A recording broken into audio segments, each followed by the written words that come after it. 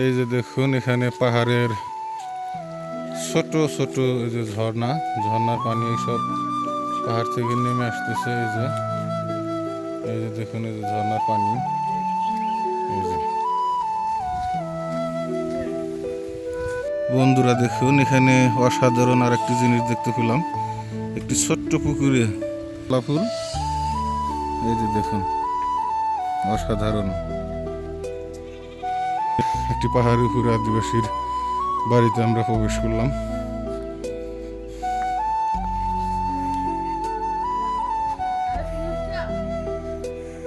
এই যে দেখুন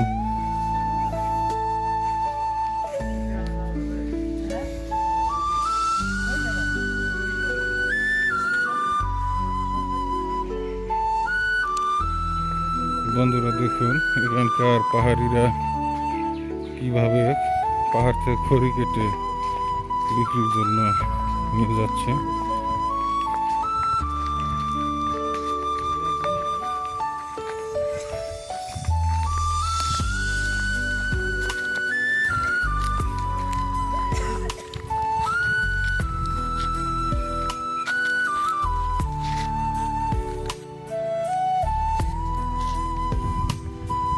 এই পাহাড়ের পাদদেশে কিছু কিছু জায়গায় কিছু কিছু বাড়িগুলো দেখতে অসাধারণ।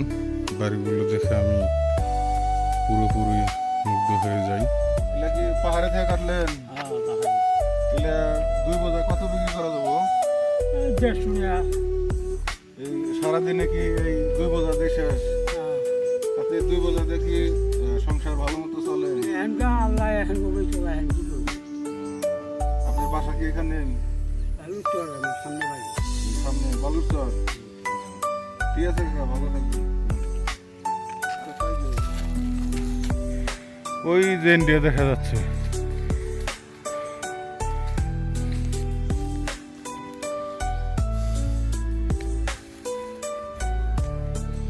এখানে দেখুন বন্ধুরা সেই পাহাড় থেকে ঝর্ণার পানি নেমে আসতেছে।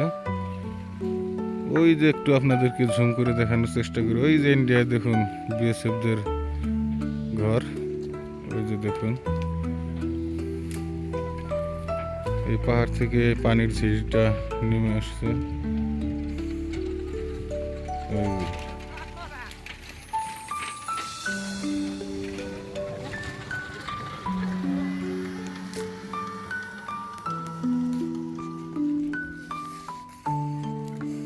পাহাড়ের পাদদেশে সমতল ভূমিতে এখানে কিছু গরু রাখা হচ্ছে। এই যে দেখুন এখানে এক বৃদ্ধ কাকা পাহাড় থেকে খড়ি কেটে যাওয়ার পথে নামাজ পড়লেন, দেখে খুব ভালো লাগলো। এই পাহাড়ের ভিতর দিয়ে আমরা কোনো এক টানেলে প্রবেশ করতেছি। এই টানেলের ভিতর দিয়ে এই যে আবার আরেকটি রাস্তা।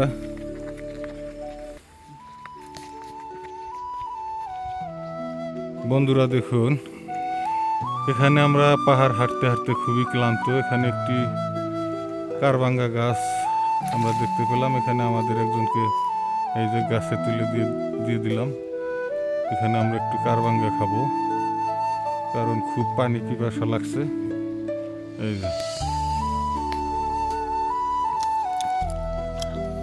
এই যে বন্ধুরা দেখুন সবাই যে কারবাঙ্গা খাইতেছে, এই যে আমিও খাচ্ছি।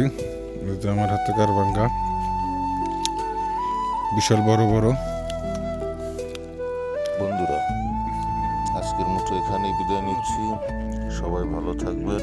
আসসালামু আলাইকুম।